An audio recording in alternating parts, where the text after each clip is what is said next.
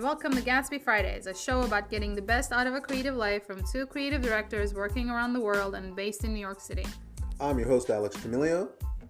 And I'm Sarah Semi. Today, we talk about wellness. We discuss the quest for balance and calm, how to treat yourself better, and how to live with more ease. And at the end of each episode, we make a signature cocktail and toast cheers to you. So hang with us as we keep it together. I'm Alex. And I'm Sarah. And this is GATSBY Fridays. Okay, Sarah, before we get into our conversation, let's do a check-in. This one is a big one, because maybe something happened this weekend. How are you, and what are you wearing? Well, maybe I should have started with you, because well, I'm much better than I was this morning, but And Friday.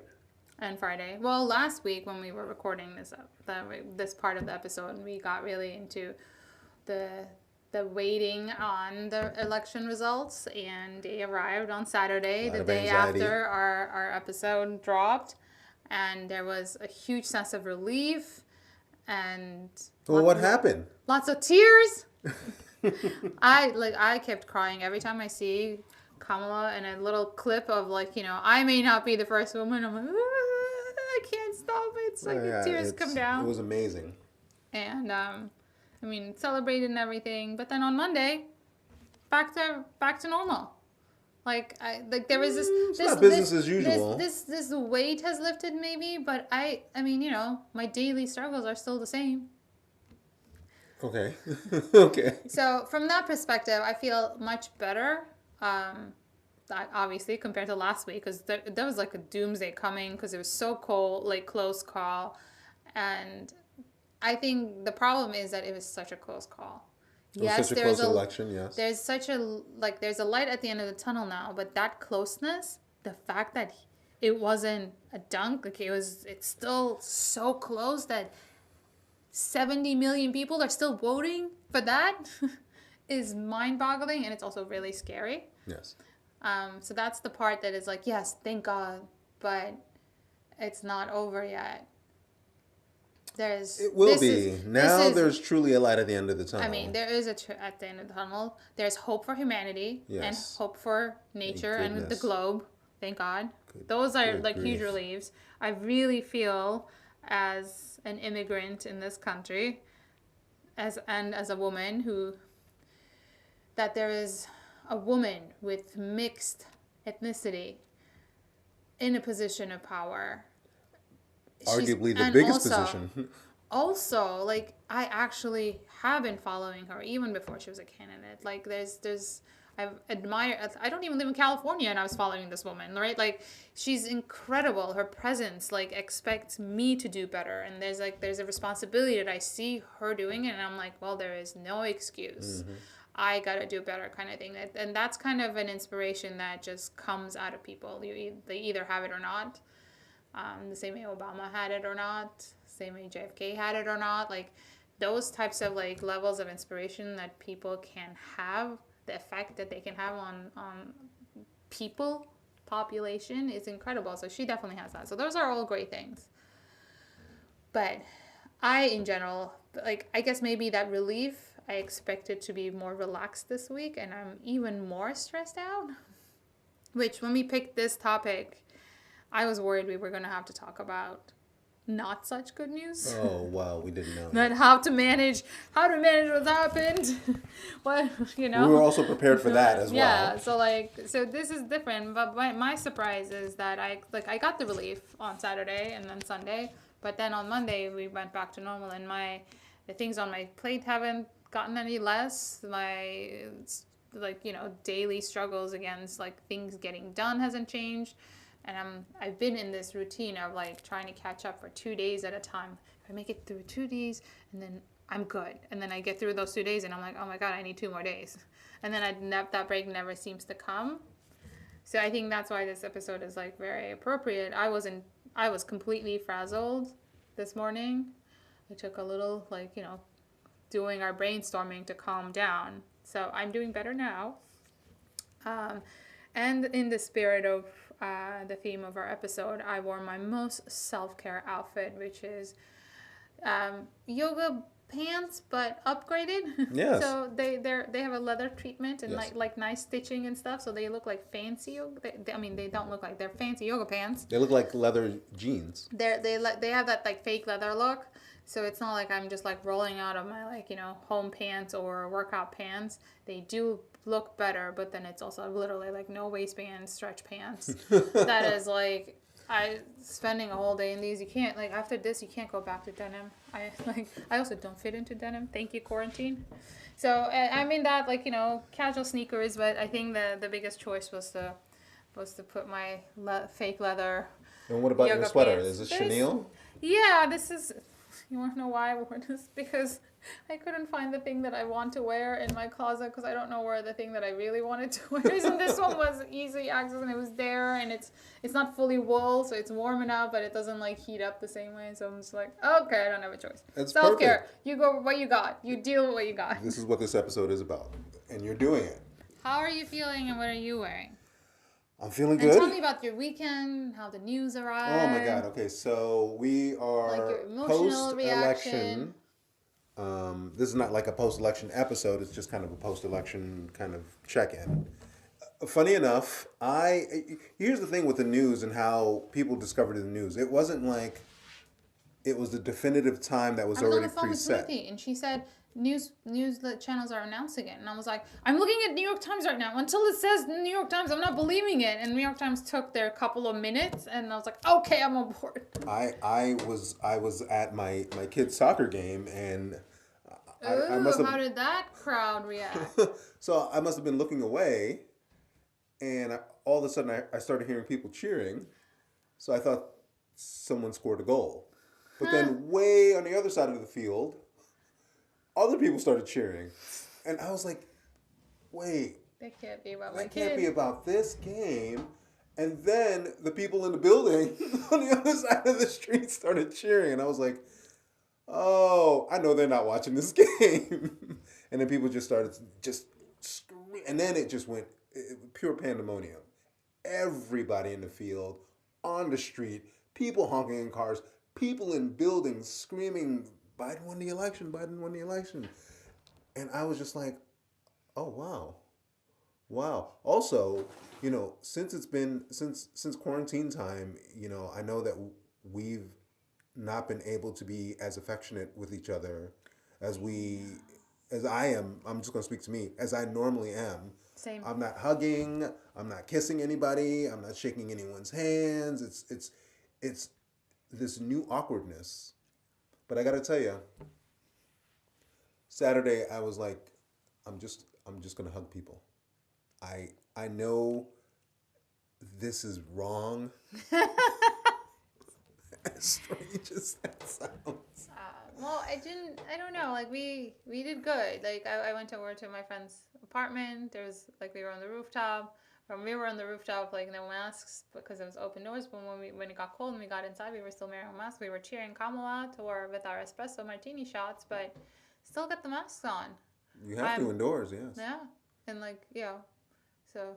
But it's just a weird feeling to know that this is our, not only is it the new norm, it goes against, I don't know, it just goes against who I am and who I've been for a long time. No, I miss the hugs. Yeah.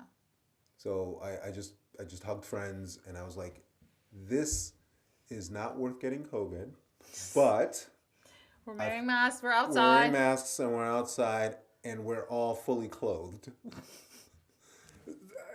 I'm just going to do it. So I hugged people on Saturday. You hugged people. I hugged people. I can't believe this is getting out, but it's the truth. I was excited. It's amazing.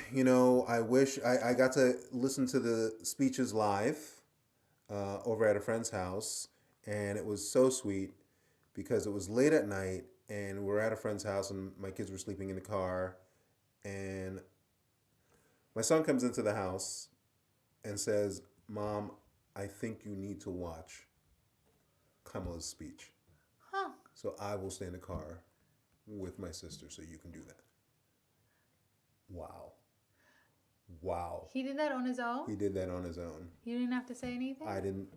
I mean, Oh, I had to tell him to close the wow. door because he kept the door Oh, open. he grew up. But yeah, so I was like, He's, yes, Kamala has that effect on children. oh my God. See, I can cry again right now. So it was wonderful. It was. I mean, I am still elated. I mean, arguably, I'm still celebrating today. Yes. You know. Yes, you definitely are. You showed Yes. up with some bubbly. Yes.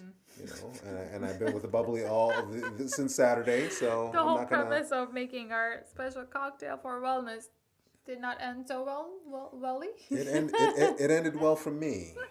It ended Well, well for can't me. complain here either. You know. Also, another big thing is I am wearing my Black Sabbath T-shirt to commemorate the 50th year anniversary of their album Paranoid. Oh, wow. So that happened this year. That's exciting. I love Black Sabbath. I've only been a fan though. I wasn't an early adopter of Black I Sabbath. don't know enough to. Oh, weigh in on. Paranoid, Iron Man. I mean, it keeps on going. But anyway, so I'm wearing a Black Sabbath. I mean, of course, I know who they are, and if I hear songs, I'll recognize. But I don't know well enough to just know one from the other. Oh, we're gonna put on some Black Sabbath at the end of this episode. No. Blue jeans, and I'm wearing yet again another pair of Jordans. I think these are These are the Jordans from Space Jam. Oh no, I forgot the number. Maybe 13. Eee. So I'm doing good. Yeah.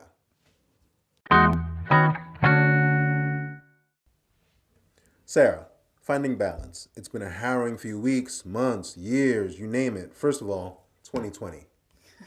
Oh boy. Adding to all that, level of work stress, family stress, etc., all these factors sometimes are beyond our control. How do you find balance? Well, clearly, as I've stated earlier, I'm struggling with that. But I mean, I have a few things in place that I try to go back to. One thing is, if anything, the quarantine has reminded me the importance of physical activity. So when we hit the quarantine, I had just come out of surgery, so I was already out of shape. I wasn't able to go to the gym for a month.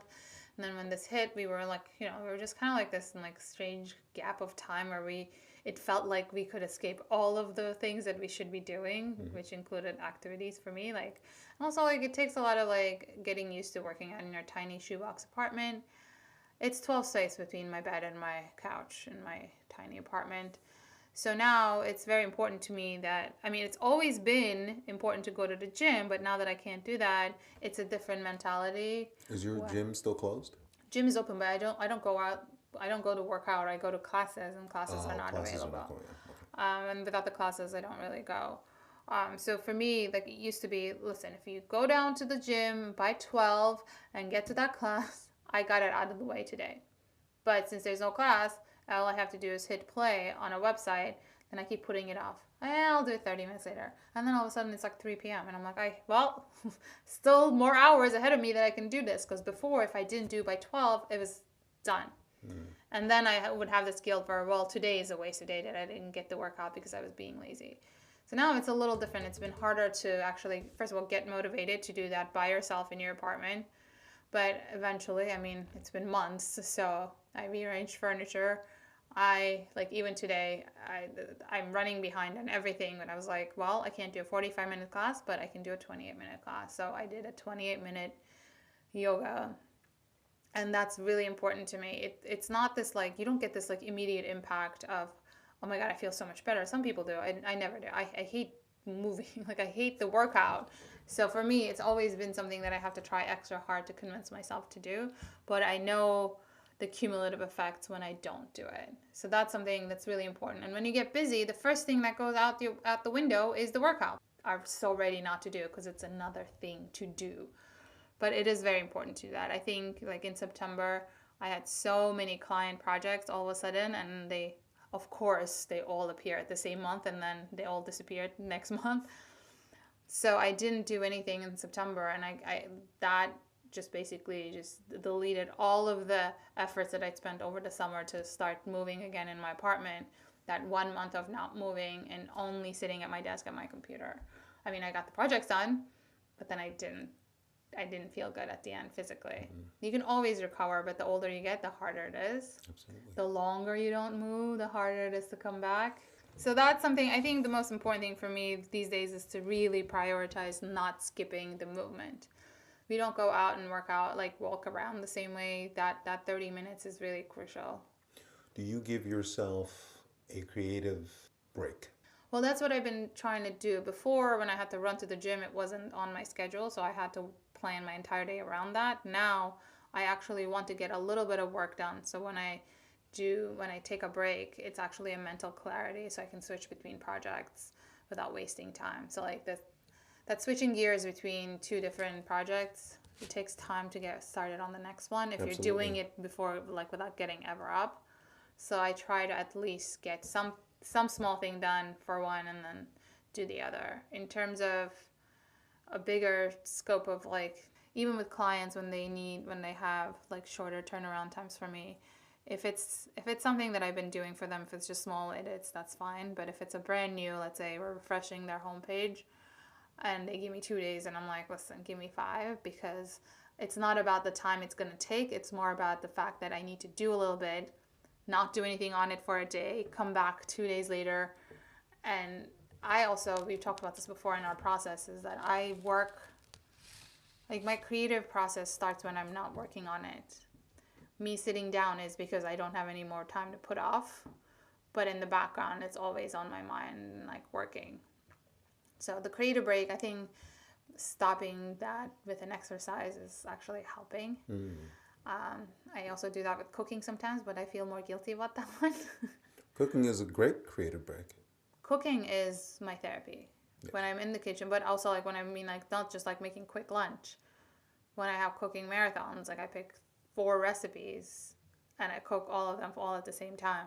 So it's about like 4.5, 5 hours in the kitchen where I forget about anything else and all I can think about is to balance 4 different recipes is just what I'm working on. So like no background thinking on the creative project, no background thinking on like, okay, once I move out of this apartment, like none of that. Like I really have to focus on it. That's why I do multiple recipes at a time, because then it leaves no room for wandering off. My mind loves wandering off. I think that Well, your cooking for me is, I started doing all the braiding earlier during the quarantine, and that's something that has helped in just moving away from the computer, like what we talked about earlier, and just resting my eyes on something else, and that has seemed to be a good break, especially the eye strain. I it's just because we spend pretty much all of our lives just looking at these screens, and just moving away from that helps. Which is funny because I don't think people people play video games, and I'm amazed that people do that. People do that because I don't find solace in that, which is no, interesting. I feel like that's I'm like another surprised. sense overload. It's another sense busyness and loud, and they move fast and they're pixelated. Like You're it's loud. like You're loud. I'm like, does this make me sound old?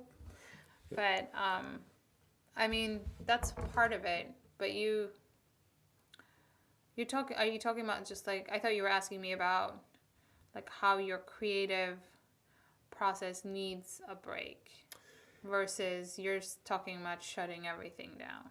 There is the creative process that needs a break. Because But I thought that's what you were but asking me. you're saying it always plays in the background, which is true on in my instance. You're never not thinking. So as creatives, we find it hard sometimes to shut off thought. Yeah, I mean I think that's where the cooking comes in, because it's got nothing to do with design other than once you're ready to plate it.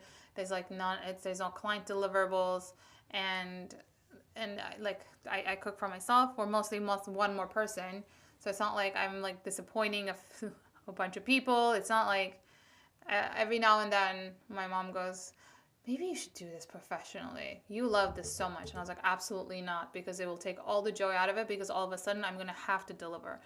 I'm going to have to like make sure that certain things are within boundaries. Like if I mess a recipe up, I couldn't care less. It's my food. I made it. I'll eat it if it's edible. You know what I mean? Like there's things I don't, like there's already enough stress in my life for other things, and this is my escape. So I want to keep it as my escape and like keep the joy in it, because if it becomes work, then it becomes work. Then Yes. then it has minimum requirements that it needs to fulfill and all that stuff. Like, no. The reason I like cooking is because no one expects anything out of me. And I cook it however I like, whatever I please. I mean, It's great to have those types of creative outlets. I mean, I wish I could get back to drawing a yeah, I little miss bit those more. types of things. And I feel like drawing was that true outlet that nobody else judged. No one else needed to chime in. And Yeah. just the process of just moving my arm across a page and moving my That's hand what I across a liked about the page painting, and I was miss just it. beautiful. It was just therapeutic in and of itself. And Don't very you miss cathartic. that though? I do. You And know, all it's it making me takes think about I is a should do pen that. and all for you. All it takes is a pencil and some paper. Drawing, pen and pencil. You already have them right now in front of you, so that you can bring back. I was never good at drawing. I like the flow of the paint, also like I like texture and all that stuff. But I haven't been able to get back to the painting since we started this project. So I do have that guilt. Right now, I can't peacefully paint because I have too much to do, and setting time aside for that, I'm like, I wouldn't even know what to do with it. I wouldn't even know where to begin because it takes like a level of like, it's a form of escape. At least when I cook, I eat it. I need to eat to stay alive. So I'm just, at least, there's that level of like, well, it does have some purpose other than pure Zen. Not that, no. Life sustaining. Can you tell that I actually need the pure Zen? Yes. There's that saying that if you can't find 10 minutes to meditate a day, you probably need an hour. Oh, wow. It's like a mind twist That kind of is statement. a good one. I know, and I probably do. Sarah, what works? What routines have you developed to decompress? The routines are I wake up and make my coffee. I sit on the couch and I read a little bit of news. And I don't mean it like, news, like serious news. I get that daily New York Times email and I scroll through that. And then, just going through my emails, sometimes stupid, like shopping sales emails, whatever it is. I call my mom. Those are like my morning routines. It's been for a while because I haven't been going into the office to work for someone else for quite some time now. So my mornings have been mine for a long time. Routines So like the developed. morning routines are like, I do find that calming so that I'm not rushed in the mornings. So that I appreciate. But then sometimes that gets out of hand and I'm just like, oh, let me just read this and that. And all of a sudden it's like, oh my God, it's 11. But I still appreciate that I can start the day with a cup of coffee, a few things to read, and a conversation with my mom has been my routine.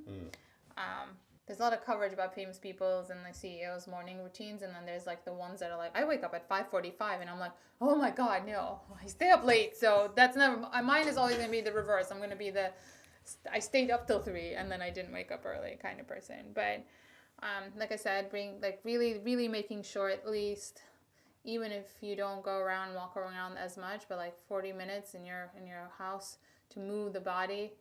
Focus on moving the body. Just walking around isn't enough.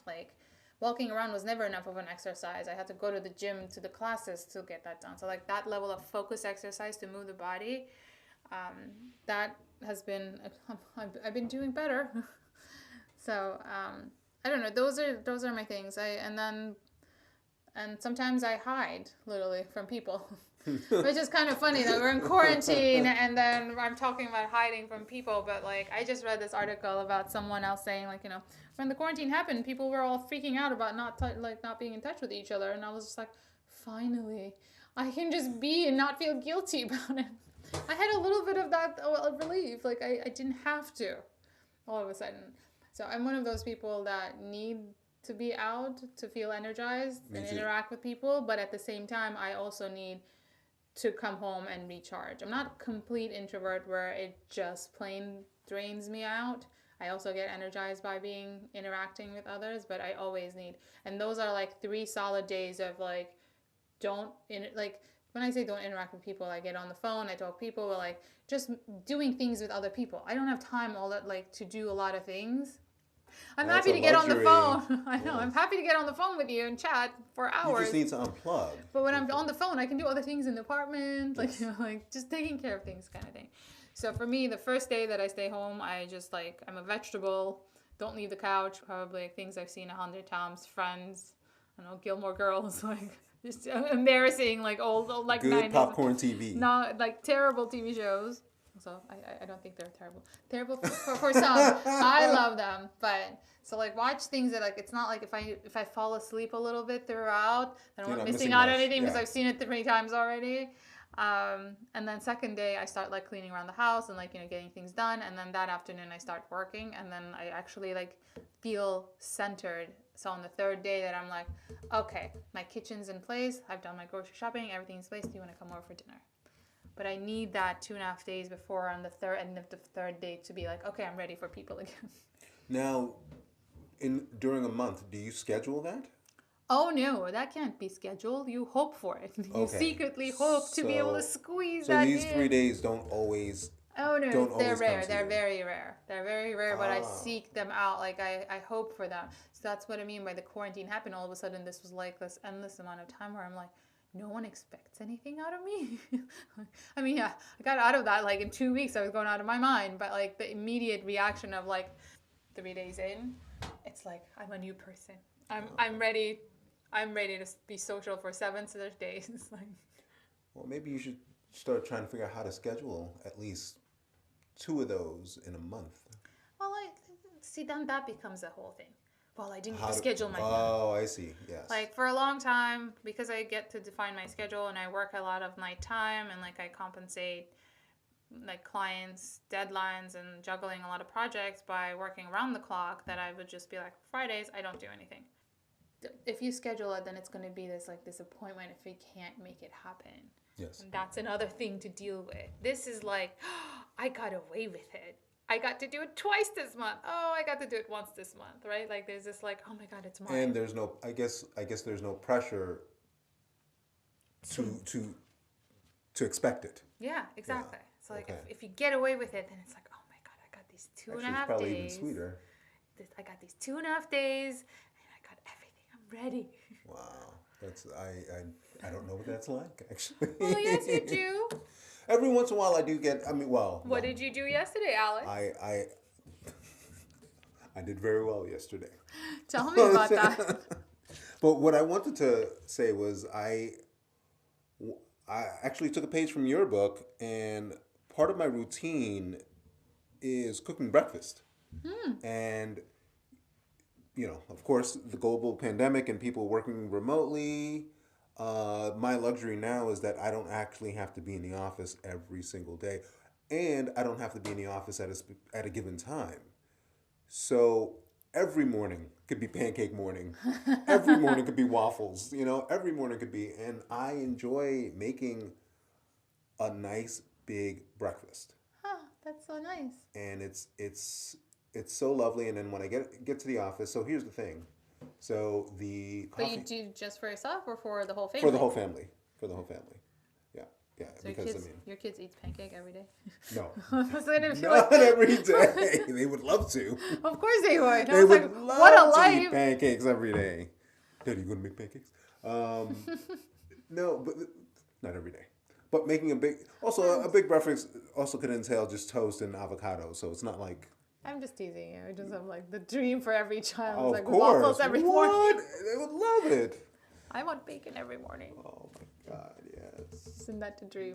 I would die in But like I a like month. this morning routine. I like making a big breakfast. And then when I get to work, what's great is that work is at 30% capacity. So there's not a lot of people in the office.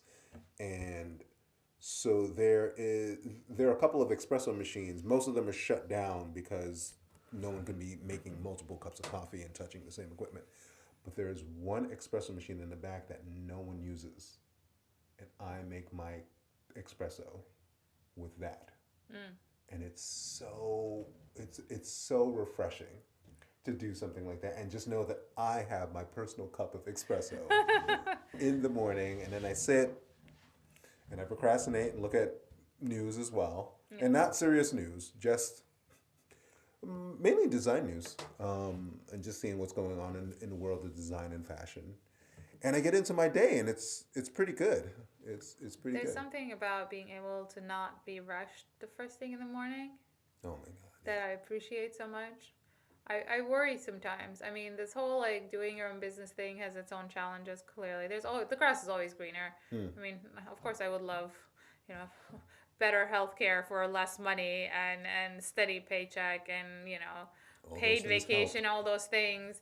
But at the same time, I have been spoiled by freedom of how I use my time. Most of the time. Clearly, my Fridays are no longer mine because I made it a thing and it's no longer a thing. But the fact that I say that, I had a client last year because he would be like, can you get on a call? And I'm like, anytime between 2 and 6. And he'd be like, eventually he caught on and he said, so do you just work on client projects in the mornings? And I was like, yeah, I sometimes I do, but also my morning time is my time. If I don't do my morning time, cause 2 to 6, the world is already ready to distract you. So then the client call might as well distract me. Now it's a little different. I don't know. We lost all sense of time and structure. Like that was my structure then. My workout was at noon. If I got on a call with the client at 11, that would mean that I would miss out my workout. I'm not missing my workout. When I come back, I'm gonna eat my lunch, and then I'm all yours. And I stuck to it for the longest time. But now it's like, I don't know. It's all over the place. This whole like sense of time, it's lost. It's gone. But that morning, I made that decision, and it served me well. So if I want to hold on to the freedom of my time, so I accommodate. So that's a balance that you take some, you give some. Absolutely. So I think so we're coming back to starting the day is an important routine, I guess, to keep some balance, huh? And you do your workouts typically in the morning. Well, these days it's like 1-ish because my mornings are starting late because I'm up till 2. So But yeah, I don't.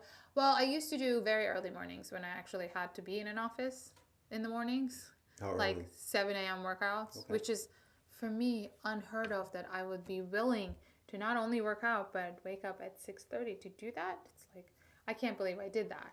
But I know that I'm useless after 5 p.m.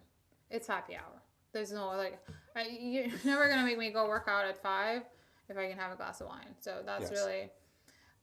So I've had lunch. I've also had a full day. Like my mind is just like all over the place. I used to like getting it out of the way in the morning. When I started working for myself, that changed a little because I have to make sure that I know what the day holds before I can go work out. When do you do your workouts? I typically do them in the morning as well, early in the morning. When I used to go to the gym, but now I just do a lot of walking.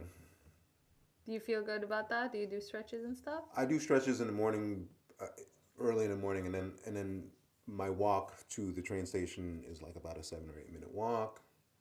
I'll go upstairs because it's an elevated platform. Then I walk. So I do a lot of walking everywhere. It's actually helped. When we get back, we'll continue our conversation.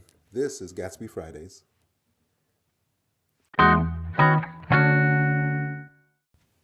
Hello and welcome back to Gatsby Fridays. Alex, if you're out of sync, how do you bring yourself back to center? Well, we talked about routine. We've talked about the things that kind of help us. Cooking seems to be a big one. Exercising seems to be a big one. But you brought up something that I think is important. Sometimes we as creatives totally get stuck in the process of the work and just trying to accomplish the work. Not only accomplishing the work, thinking about accomplishing the work. It never ends. So it never ends. So how do you get yourself back to center? It's hard because we're creatives. We're always on, you know? So I'm trying to think. The tortured artist. The tortured artist. No, I don't. I'm not that sensitively dramatic. Yes, I am. Of course we are. But it's hard. It's a process. That's what I'm going to say. It's a process to constantly know what helps you and how to continue on that road. I mean, because we're always going to have roadblocks, and we're always going to have creative blocks, obligations, societal obligations to go through. But we need to take time for ourselves. Society doesn't give you that. I mean, I think that's just life. So one thing that I see this a lot, and I struggle with it too, but things are going to happen. Yes. You can't change what's happening. You can only control how you react to it. And knowing this, still, I get lost sometimes and get super frazzled, and from a panic state I lose focus and then I'm not as productive. It stresses me out anymore, and it's like a downward spiral from there. And then I sit down and start working on that project. It doesn't come out because I'm so frazzled, and it shocks the system to a point where even the work isn't getting done. Yes. Even though I'm sitting down to do it. But guess what? I have the luxury of saying, we can't meet today. I need to focus on this. And it takes a lot of conscious work to switch that state of mind. But I understand, like, everybody processes things differently. Yeah. So this is how I'm just staying put so this ends sooner. That's what I feel like, right? That I can control, because like the more I stomp my feet about the fact that I can't get out, it's not going to change the fact that I shouldn't go out. But when it comes to some other things, because I'm like, oh, I just did not need this today, but it happened, I can just stomp my feet and hit my head against the walls. Or I can just say, okay, well, this happened too. Let's roll with it.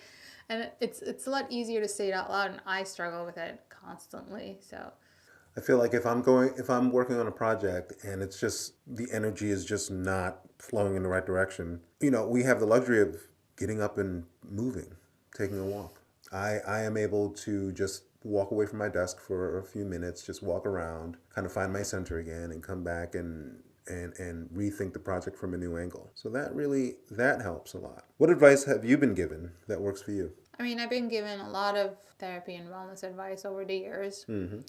I used to keep a gratitude journal, which helps. It's just the pandemic really killed it, because there's very little going on in your life. It's like, I mean, I can be grateful that my family's healthy every single day, but that's already given. I think that's what made me stop it eventually. Maybe soon I'll bring it back again. I don't know. Okay.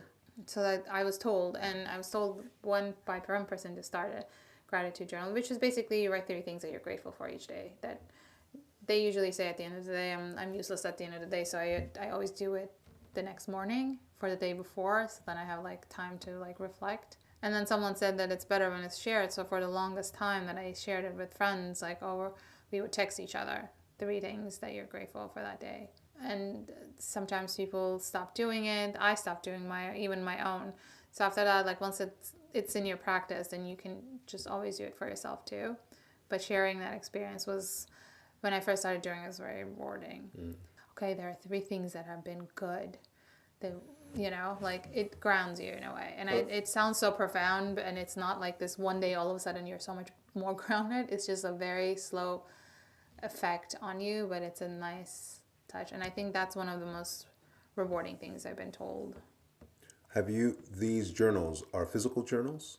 No, I mean, I just type in the computer. I have an Evernote. I wonder if it would be an interesting exercise to date them and then look back at what you were grateful for at a particular day. Well, the downs that I've done for myself where it's on my notes, those are just in a note, so I can find those. And do you ever go back to review them and say, oh, that was interesting? I haven't. What I do sometimes is when I'm really troubled, especially in relationships, I actually write. Like I start journaling again. Handwriting? No, just write it out, like my thinking out. Okay. Writing is a process. That's when I started hand lettering also. But that eventually stopped. I just, when I'm writing certain things, I'm just faster when I type. I can't be like scribbling things down. Like I need to get the ideas out. So I do type. And I mean, I've had wellness advisors where they were like, well, can you just write it on paper? And I'm like, I don't have time for that. If I write it on paper, then I have to take a picture of it to send it to you. Here it is. I emailed you the note. Like, you got it. So, and she would be like, okay, well, at least you did the homework.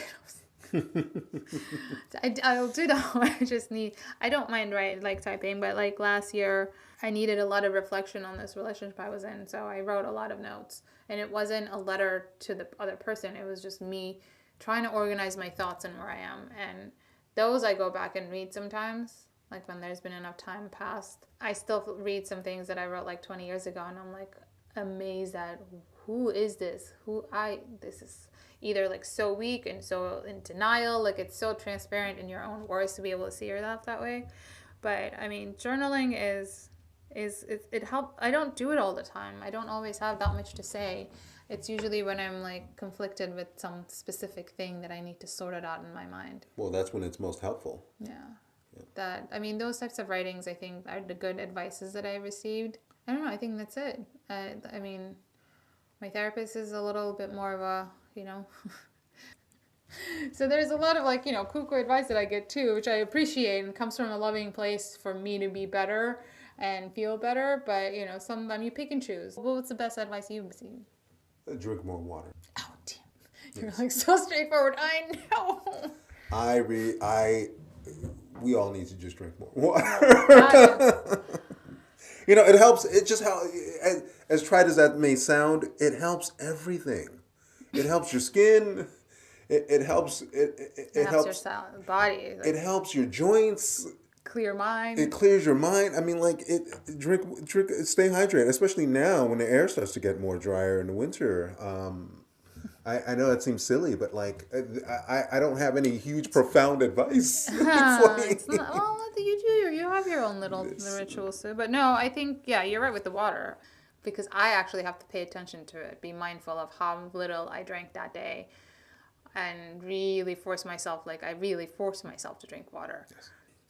Our Gatsby cocktails don't help. So, just have water chasers, that's all. You can't see it. That's your advice. Water chasers. And now, to our favorite part of this and every episode, our signature cocktail. Sarah, what do you have for us this week?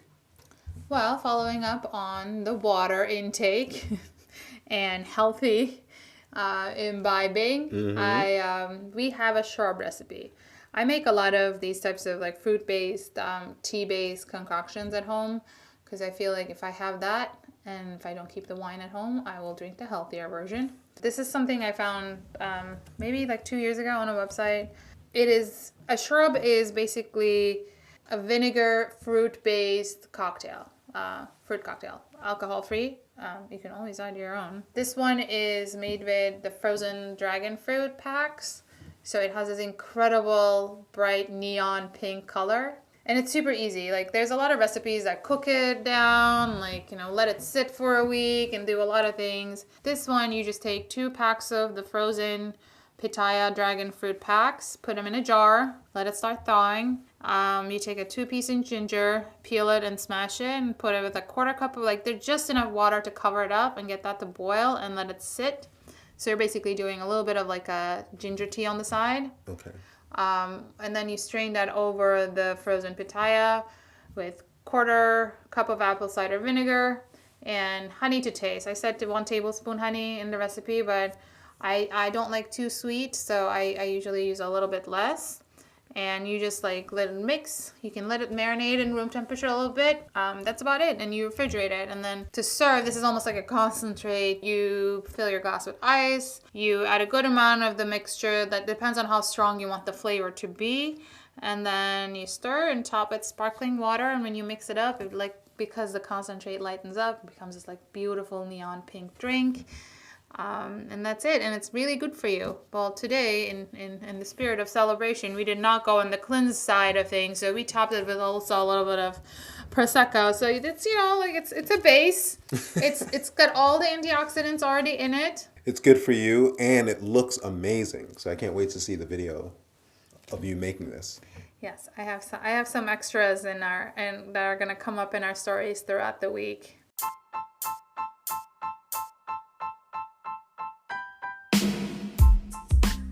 Thank you for hanging with us. For a list of resources mentioned in this week's episode, hop onto our site, GATSBYFridays.com.